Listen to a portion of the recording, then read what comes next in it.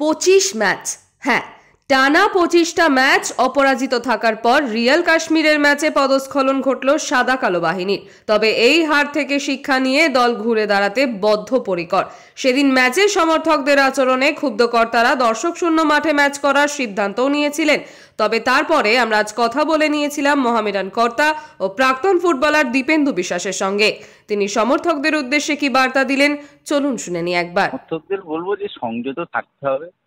একটা টিম তো সব ম্যাচ জিতবো না আমরা, একটা ম্যাচ ড্র হবে, একটা ম্যাচ হারতেও পারি। হারলেও সংযত থাকতে হবে। প্রতিবাদ বা অভিমান হতেই পারে বা সমালোচনা হবে, নিশ্চয়ই হবে, কিন্তু সেটা মাঠে ওইভাবে করলে কি ক্লাবের ক্ষতি হবে। কেন ওই প্রতিবাদে এখন অল ইন্ডিয়া ফুটবল ফেডারেশন সিদ্ধান্ত নেবে কি হবে, একটা ফাইন বা একটা জরিমানা হতে পারে। সেটা ভাবতে হবে সমর্থকদের যে হ্যাঁ, হারলে আমাদের সবার খারাপ লাগে। সবাই আমরা জানি যে এত ভালো জায়গায় প্রায় 6 মাস আমরা হারিনি, 25টা ম্যাচ হারিনি, 25টা ম্যাচ পরে হারলাম। এবং এই 2023-24 সিজনে আমরা এখন অবধি মাত্র 3টে ম্যাচ হেরেছি।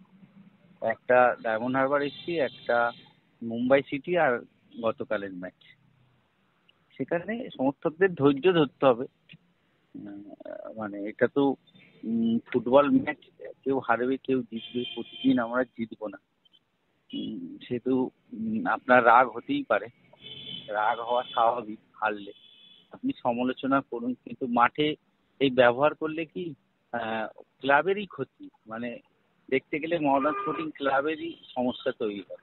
ক্লাব থেকে সিদ্ধান্ত হবে যে সমর্থকদের নিশ্চয়ই, সমর্থক ছাড়া খেলাটা মডার্ন স্পোর্টিং ক্লাব নিশ্চয়ই খেলবে না। কেন মডার্ন স্পোর্টিং ক্লাবের সব, যদি আমরা 11 জন খেলি, 12 নম্বর হচ্ছে আমাদের। সমর্থকদের অনুরোধ করবো যে ওনারা আরো সংযত হন, মাঠে আসুন, টিমের পাশে থাকুন। আমরা এখনো আই লিগের শীর্ষে আছি, 4 পয়েন্টে এগিয়ে আছি, সেখানে টিমের পাশে থাকুন।